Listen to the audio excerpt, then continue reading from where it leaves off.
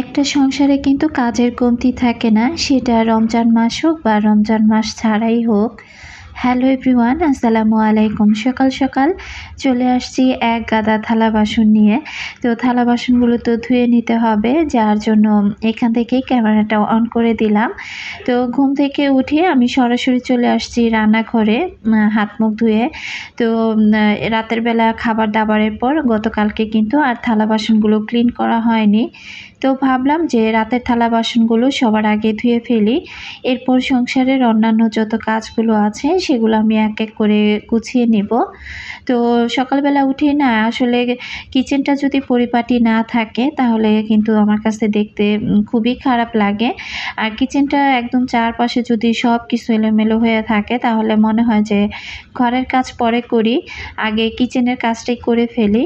তো এই যে একদম টেবিলে এই গ্লাসগুলো ছিল, তো সব কিছু নিয়ে একবারে আমি কিন্তু মাজা ঘষা করতে চলে এসেছি। আর এতগুলো থালা বাসন মাজতে কিন্তু অনেকটা সময় লেগে গিয়েছে, যার জন্য ভিডিওটুকু অনেকটা আমি কেটে দিয়েছি। তো সবগুলো থালা বাসন আমি খুব সুন্দর করে মেজে নিয়েছি। আর এখন এই তো এক এক করে সবগুলো থালা বাসন ধুয়ে নিচ্ছি। হাঁড়ি পাতিলগুলো আমি সবার পরেই মাজি। তো হাঁড়ি পাতিলগুলো যেহেতু আমি মাজার সময় একটু ছাই ব্যবহার করি, যার কারণে এগুলো কিন্তু মেজে নিতে একটু সময় হয়ে লেগেছে, যার কারণে এটাও আমি স্কিপ করে গিয়েছি। তো যাই হোক, এগুলো কিন্তু অনেক বছর আগের আমার হাঁড়ি পাতিলগুলো, এখনও মাশাআল্লাহ অনেক চকচক করছে। তো সবসময় চেষ্টা করি যে নিজের ব্যবহার করা জিনিসপত্রগুলো সবসময় এরকম চকচকে ঝকঝকে রাখতে। তো যাই হোক, এই থালা বাসনগুলো গতকাল বিকেলবেলা ইফতারি বানানোর পর আমি ক্লিন করেছিলাম। আর ডিম যেহেতু বেশি পরিমাণে আনা হয়নি, তবে ডিমের কেসটাও কিন্তু নোংরা হয়েছিল, সেটাও আমি গতকালকে ধুয়ে ঝুড়ির মধ্যে ঝরা দিয়ে রেখেছিলাম। এগুলো আর কি গতকাল বিকেলে ইফতারি করার পর যা যা বের হয়েছিল সেই থালা বাসনগুলো আর কি ধুয়ে ঝরা দিয়ে রেখেছিলাম। পানিটা আর কি রাতের বেলা একদম খুব সুন্দর করে শুকিয়ে গিয়েছে। এখন আমি সবগুলো থালা বাসন এক এক করে আমি গুছিয়ে ফেলবো। রমজান মাস আসার পর আমার মনে হচ্ছে যে কাজ যেন 2 গুণের থেকে 3 গুণ বেশি হয়ে গেছে। তো যতই কাজ করি, কাজ যেন কোনোভাবেই শেষ হয় না।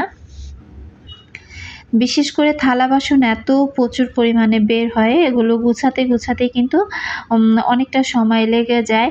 আর সবসময় থালা বাসন ধুয়ে সাথে সাথে যে গুছিয়ে রাখা, সেটাও কিন্তু সবসময় আমি করতে পারি না।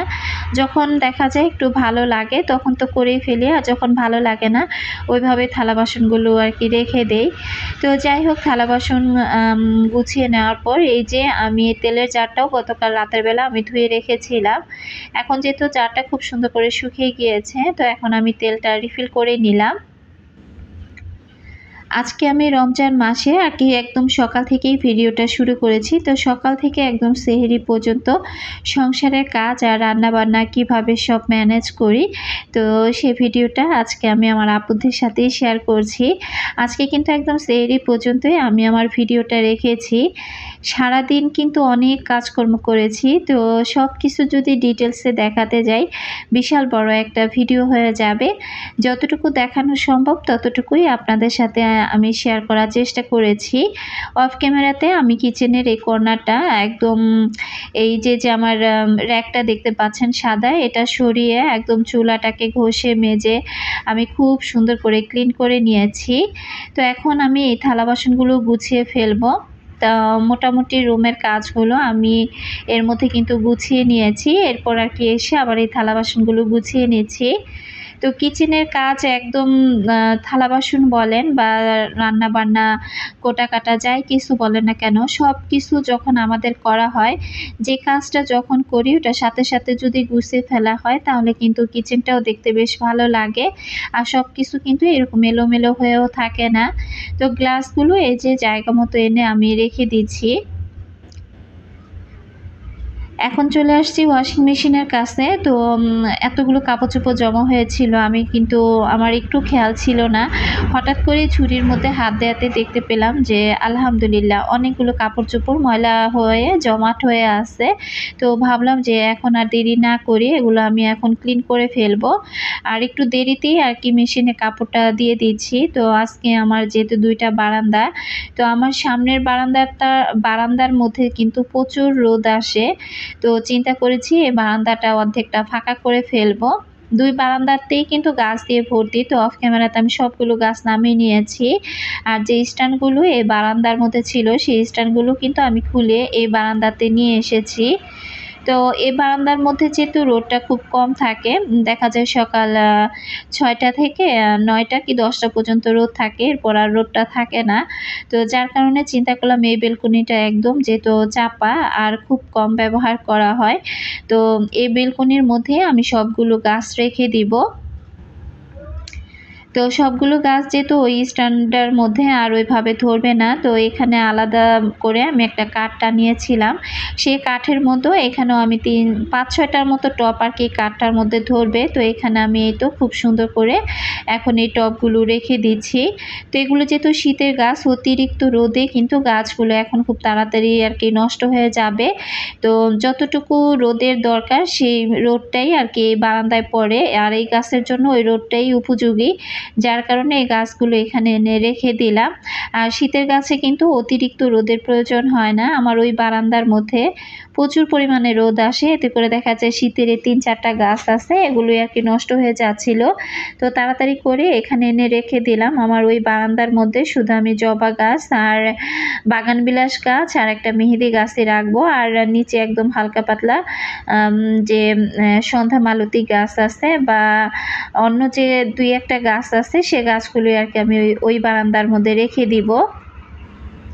তো গ্রিলের মধ্যে আমি স্ট্যান্ডগুলো ঝুলিয়ে খুব সুন্দর করে এক এক করে টবগুলো বসিয়ে নিয়েছি। আর টবগুলো একটু ফাঁকা ফাঁকাই রেখেছি। তো যাই হোক, এই বারান্দার মধ্যে কিন্তু এখন মোটামুটি আমার অর্ধেকের বেশি গাছ চলে এসেছে। আর টবগুলো একটু ধুয়ে পরিষ্কার করে নিতে হবে, তবে সময় সুযোগ করে আমি টবগুলো আর কি পরবর্তীতে ধুয়ে নিব। এতগুলো টব তো আর একসাথে ধোয়া সম্ভব না, যখন সময় পাবো সেদিন 2-1টা করে ধুয়ে ফেলবো। আর বারান্দার অবস্থা দেখতেই পাচ্ছেন যে কি অবস্থা। তো বারান্দাটাও আমি অফ ক্যামেরাতে খুব সুন্দর করে পানি দিয়ে পরিষ্কার করে ফেলবো। নিচেও কিন্তু অনেকটা গাছ আছে। আর এই যে বারান্দাটা আমি অফ ক্যামেরাতে খুব সুন্দর করে মেজে ঘষে পরিষ্কার করে নিয়েছি। তো ওয়াশিং মেশিনের কাপড় চোপড়গুলো ধোয়া হয়ে গিয়েছে, এগুলো এখন আমি সবগুলো মেলে দিয়ে এরপর আমি কিচেনে চলে যাব, কারণ এখনো পর্যন্ত আমার বিকেলে যে ইফতারের আয়োজন করব সেখানে আলু সিদ্ধ দিতে হবে। তো সেটাই ভুলে গিয়েছিলাম, তাই তাড়াহুড়া করে আমি প্রেসার কুকারে আলুটা সিদ্ধ দিয়ে দিলাম। রমজান মাসে কিন্তু একটু কাজের চাপ আমাদের মেয়েদের বেশিই থাকে। তো আমি এর মধ্যে কিন্তু পুরো বাসাটা খুব সুন্দর করে মুছে পরিষ্কার করে নিয়েছি। আর ডিপ ফ্রিজ থেকে বেসন, তারপরে ছোলা, ডাল যা যা ছিল এগুলো আমি নামিয়ে নিয়েছি। তো এর মাঝখানে কিন্তু ক্যামেরাটা অফ রাখবো আর কি মাংসটা ভিজিয়ে দিয়ে। তো মাংসটা ভিজিয়ে দিয়ে আমি মোটামুটি আজকে কিন্তু ওয়াশরুমটা খুব সুন্দর করে ক্লিন করেছি। তো তারপর আমি গোসল করে নামাজ আদায় করে এরপর আবার ক্যামেরাটা আর কি অন করব। আমার সকল প্রিয় আপু ভাইয়াদেরকে রিকোয়েস্ট করব, যারা এ পর্যন্ত আমার সাথে আছেন কিন্তু এখনো পর্যন্ত একটি লাইক দেন নাই, প্লিজ একটি লাইক দিয়ে ভিডিওটি কন্টিনিউ করবেন। আর যারা এখনো পর্যন্ত আমার চ্যানেলের ভিডিওগুলো দেখে যাচ্ছেন কিন্তু চ্যানেলটি সাবস্ক্রাইব করেনি, যদি ভিডিওর কোথাও কোনো অংশ বা কথা বা কাজ আপনাদের কাছে যদি এতটুকু ভালো লেগে যায়, চাইলে আমার চ্যানেলটি সাবস্ক্রাইব করে আমার পাশে থেকে যেতে পারেন। আমারও অনেক আপুরা কমেন্ট করেন খুব সুন্দর করে যে আপু তোমার কাজগুলো দেখে তারপরে আমিও নতুন চ্যানেল খুলেছি, আমিও তোমার কাছ থেকে ধীরে ধীরে কিছু শিখে আমি কাজ করছি। তো তখন কিন্তু খুবই ভালো লাগে। তো যাই হোক, এই দিক থেকে আমার এই রুমালগুলো শুকিয়ে গিয়েছিল, এগুলো ভাঁজ করে আমি রেখে দিলাম। আর এর মধ্যে কিন্তু ওই যে আমি গোসল করে নামাজ আদায় করে তারপর আমি রান্নাঘরে চলে এসেছি। তো এখন বাজে বিকেল প্রায় 4টার মতো। তো আলুটা অফ ক্যামেরাতে আমি খুব সুন্দর করে ছুলে নিয়েছি। আর এখন পেঁয়াজ দিয়ে আর শুকনো মরিচটাই আজকে আর কি দিয়েছি। তো যে শুকনো মরিচটা আগে আমি আর কি গুঁড়ো করে রেখেছিলাম সেটাই দিয়েছি। তো দিয়ে তারপর আর কি আমি এখানে আলুর চপটা রেডি করে নিব। এই লাল আলুর চপটা খেতে ভালোই লাগে, আর এই আলুর চপটাও কিন্তু অনেক সুন্দর হয়, একদম আলুটাও আঠালো আঠালো। তো এই আলুটা খাওয়ার পর থেকে না এই আলুর প্রতি আমার কেমন যেন একটা নেশা ধরে গিয়েছে। তো বাজারে গেলে এখন আমি এই আলুটাই কিন্তু বেশিরভাগ কিনে নিয়ে আসি। আর আলুর চপে কি ধনিয়া পাতা না দিলে হয়? তো একটু ধনিয়া পাতা দিলে কিন্তু খুব সুন্দর একটা স্মেল আসে আর খেতেও ভালো লাগে। তো আজকে আমি একটু পরিমাণে বেশি করেছি, কারণ আগামীকাল আর আমি আলুর চপটা বানাবো না। তো যার কারণে একবারে আমি বানিয়ে নিয়েছি, এখান থেকে হয়তো 5-6টা ভেজে নিব, আর বাকি যেগুলো থাকবে সেগুলো আমি ডিপ ফ্রিজে রেখে দেবো আর কি, আগামীকাল আর যেন আলুর চপটা আমাকে বানাতে না হয়। তা আমি দেখা যায় কি যে হয়তোবা ডাল আর ছোলাটাই আমি সেদ্ধ করে আর ডালটা আমি ব্লেন্ড করে আর কি ডিপ ফ্রিজে রেখে দিয়েছিলাম। তো মোটামুটি ডাল কিন্তু অনেকটা শেষ হয়ে এসেছে, রোজাও কিন্তু অলরেডি দেখতে দেখতে 7টা রোজা পার হয়ে গিয়েছে। তো এর মধ্যে কিন্তু আবার নতুন করে আমাকে ডাল ব্লেন্ড করতে হবে। তো যাই হোক, এপাশ থেকে আমি আলুর চপগুলো চুলায় বসিয়ে ওই পাশে আমি আজকে হাতে মাখিয়ে আর কি গরু মাংসটা রান্না করব। তো সকাল থেকে কিন্তু অনেক কাজই করেছি, আর এত কাজ যদি আমার আপুদের সাথে শেয়ার করতে যাই তাহলে কিন্তু ভিডিওটা অনেক বড় হয়ে যাবে। 3টা রুমই আজকে আমি একদম হাত দিয়ে খুব সুন্দর করে কিন্তু মুছে নিয়েছি, এরপর ওয়াশরুম ক্লিন করা। তো সব কিছু মিলিয়ে কিন্তু অনেকটা সময় লেগে গিয়েছে। তবে হ্যাঁ, আজকে রোজা রেখেও কিন্তু আমার মোটামুটি ভালোই এনার্জি ছিল কাজের প্রতি, যার কারণে কিন্তু আমি এই কাজগুলো করতে পেরেছি। আমার অনেক ভালোবাসার আপুরা আমাকে কমেন্ট করেন যে আপু তুমি রোজা রেখেও এত কাজ করো, মাশাল্লাহ। তো আপুদেরকে বলবো যে আপু সত্যি কথা বলতে যদি কাজের প্রতি আমার এনার্জি থাকে তাহলে না কাজ করতে কোনো কষ্টই লাগে না। আর বিশেষ করে যেটা মন থেকে করার চিন্তা ভাবনা করি যে না এই কাজটা আজকে আমাকে করতে হবে বা আমি করেই নিব, তখন কিন্তু আর অলসতাটা আর কাজ করে না। তো এইভাবেই কিন্তু আমার কাজগুলো খুব সুন্দরভাবে হয়ে যায়। তো আমি একদম অল্প পরিমাণে কিছু মাংস রান্না করে নিয়েছি, হয়তো এটা দিয়ে আমাদের সেহরিতে খাবারটা হয়ে যাবে। তো আজকে ভাবতেছিলাম যে আজকে একটু পোলাও রান্না করব, আর এই ভিডিওটা যেহেতু শুক্রবারের একটা ভিডিও ছিল, তো ভাবলাম অনেক দিন যাবত আর কি পোলাও রান্না করা হচ্ছে না। তো হঠাৎ করে আর কি জবা বলতেছিল যে মা অনেক দিন যাবত তুমি পায়েস রান্না করো না, তো একটু পায়েস রান্না করো। আর রমজান মাসে দেখা যায় কি যেটাই রান্না করি না কেন দেখা যায় টুকটাক এটা সেটা কিন্তু থেকেই যায়, ওইরকম ভাবে যে একটা খাওয়া দাওয়া সেটাও কিন্তু হয় না। তো আমি কিন্তু ছোলাটাও আজকে একটু বেশি পরিমাণে রান্না করেছি, এটা আর কি আগামীকাল আর রান্না করব না।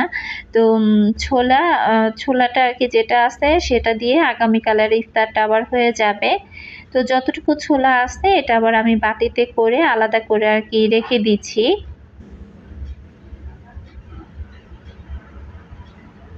সংসারের কাজে কিন্তু শেষ থাকে না, তো একটা কাজ যদি মোটামুটি একটু এগিয়ে রাখা যায় তাহলে দেখা যায় কি যে পরের দিনে ওই কাজটাই কিন্তু একটু কমতি থাকে বা ঝামেলাটাও কম থাকে। তো আজকে এই যে ছোলাটা রেডি করে রাখলাম, আলুর চপ রেডি করে রাখলাম, আগামীকালকের কাজটা যেন আমার একটু সহজ হয়ে যায় এই জন্যই আর কি। তো এই দিক থেকে আমি মাংসটা খুব ভালোভাবে কষিয়ে নিচ্ছি, আর মাংসটা খুব ভালোভাবে কষিয়ে এরপর আর কি আলু দিয়ে মাংসটা রান্না করব। তো আজকে লাল আলু দিয়ে আর কি গরুর মাংসটা রান্না করব। আর এই যে দুধটা ভিজিয়ে রেখেছিলাম, তো এখানে আমি দুধের সাথে পোলার চালটা খুব ভালো করে ধুয়ে তারপরে এই যে বসিয়ে দিলাম। আর এদিক থেকে যেহেতু ইফতারের সময় হয়ে গিয়েছে, তো মেয়ে আর কি শরবতটা খুব সুন্দর করে বানিয়ে নিয়েছে, এখন এক এক করে গ্লাসে ঢেলে নিচ্ছে। প্রতিদিনও যদি রমজান মাসে ভাজা পোড়া খাওয়া হয় তারপরেও কিন্তু একটা অতৃপ্তি আসে না। তো এখানে এই যে এটাই ছিল আজকে আমাদের ইফতারির আয়োজন। তো অফ ক্যামেরাতে কিন্তু আমরা সবাই ইফতারি করে নিয়েছি, ইফতারি করে এরপর আমি আধা ঘন্টার মতো রেস্ট করেছি। এরপর কিন্তু আমি এই যে অফ ক্যামেরাতেই পোলাওটা আর কি অর্ধেকটা রান্না করে নিয়েছিলাম। তো আজকের পোলাও চালটা খুবই ভালো ছিল, মাশাআল্লাহ এত সুন্দর ঘ্রাণ বের হচ্ছিল, সারা ঘর মনে হচ্ছিল যে পোলাওর ঘেরানে একদম মোমো করছে। তো জবা জুই দুই বোনে যেহেতু পোলাওটা খুব বেশি পছন্দ করে, যার কারণে কিন্তু মাঝে সাঝেই দেখা যায় বিরিয়ানির চাইতে আমি পোলাওটাই বেশি রান্না করে থাকি। আর এর মধ্যে এই তো আমি সালাদ বানিয়ে নিয়েছি, পোলাও আর মাংস। তো এটা কিন্তু ওই রাতেই আমাদের খাবার দাবার হয়েছে, তবে পায়েসটা কিন্তু একেবারেই খাবার হয়নি। তো এ রাতেও উঠেও আমরা মাংস আর ভাত রান্না করেছিলাম, সেটা অফ ক্যামেরাতে খেয়ে নিয়েছি। আর জুই তো খাবে না, তো জবা আর আমি এই তো পায়েসটা খেয়ে নিচ্ছি। আজকে জবার আব্বু আর উঠিনি ঘুম থেকে, তো সে হয়তো বা আগামীকাল আর কি রোজাটা রাখবে না। তো এখানে যার জন্য জবা আর আমি এই যে 2 মা মেয়ে মিলে একটু পায়েস নিয়ে নিচ্ছি, আর এখন এটা আমরা খেয়ে নেব। আজকে পায়েসটা অল্প হলেও খেতে এত মজা হয়েছিল যে কি বলবো।